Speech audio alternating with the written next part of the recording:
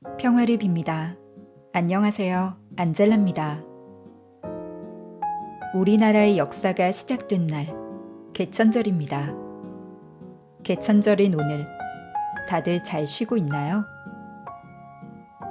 나에게 조국이 있고 태풍과 비로부터 피할 수 있는 집이 있다는 것은 참으로 큰 은총이고 기쁨이라는 것을 다시 실감합니다.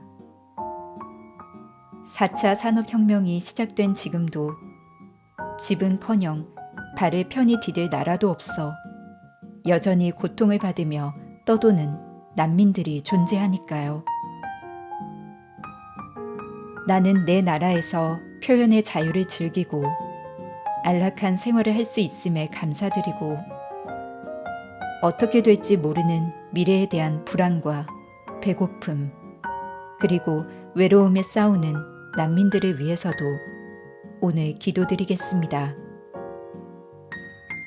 내 감사와 행복에만 치중하지 않고 이웃과 나눔의 기쁨을 더 느끼는 하느님의 자녀가 되도록 해요.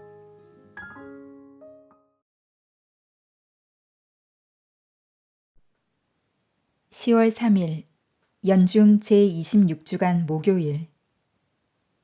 복음. 너희의 평화가 그 사람 위에 머무를 것이다. 루카가 전한 거룩한 복음입니다. 10장 1절에서 12절까지의 말씀입니다.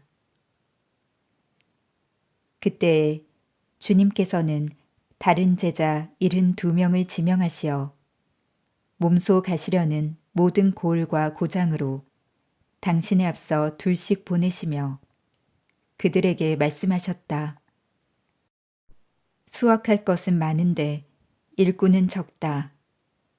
그러니 수확할 밭의 주인님께 일꾼들을 보내주십사고 청하여라. 가거라. 나는 이제 양떼를 이리떼 가운데 보내는 것처럼 너희를 보낸다.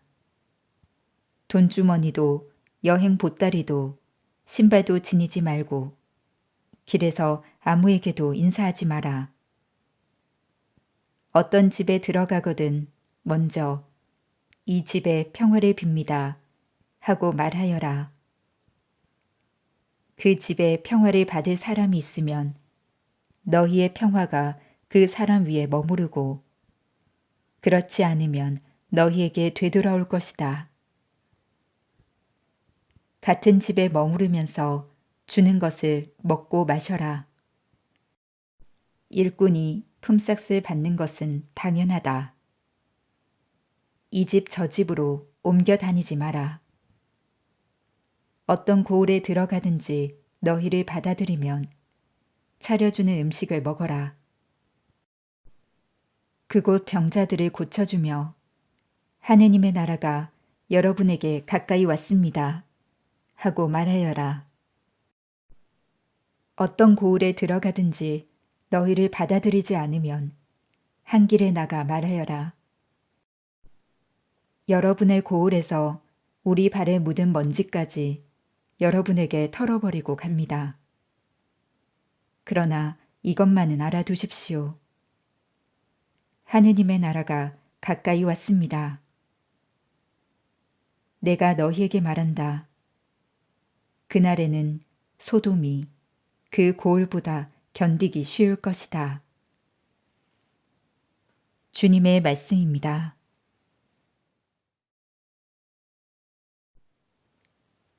오늘의 묵상. 오늘 복음에서는 예수님께서 12 제자에 이어 72 제자를 파견하시는 이야기를 들려줍니다. 우리는 이 대목에서 복음 전파의 전형적인 가르침을 봅니다. 첫째로, 제자들은 주님께 지명을 받고 파견됩니다. 곧 복음 전파는 부르심이고 소명입니다. 제자들은 주님께서 가실 곳에 먼저 파견되어 주님의 오심을 선포해야 하는 사람들입니다.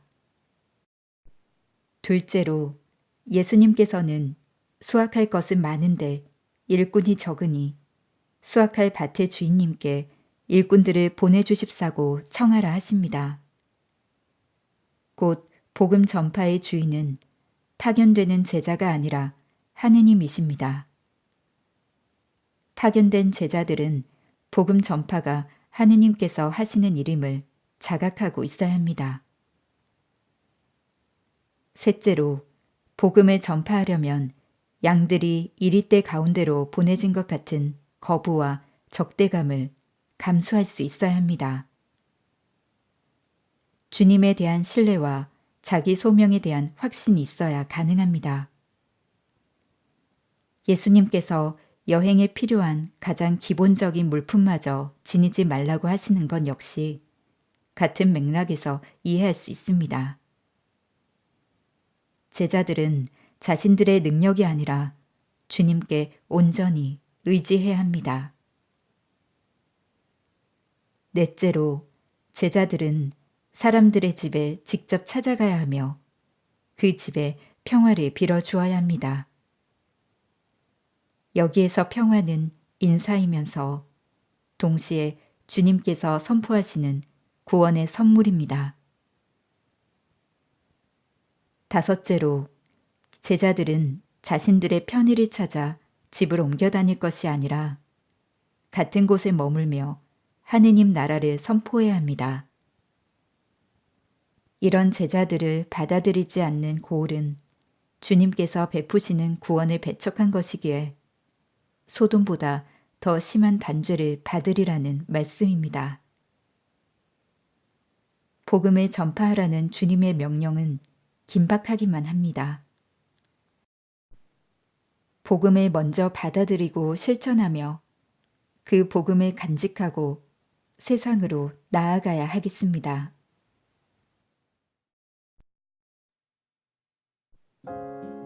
하느님의 나라가 여러분에게 가까이 왔습니다. 하느님의 나라가 여러분에게 가까이 왔습니다. 하느님의 나라가 여러분에게 가까이 왔습니다. 평화이신 주님, 저 혼자가 아닌 이웃과 함께 하느님 나라에 들어가게 하소서. 아멘. 평화를 빕니다.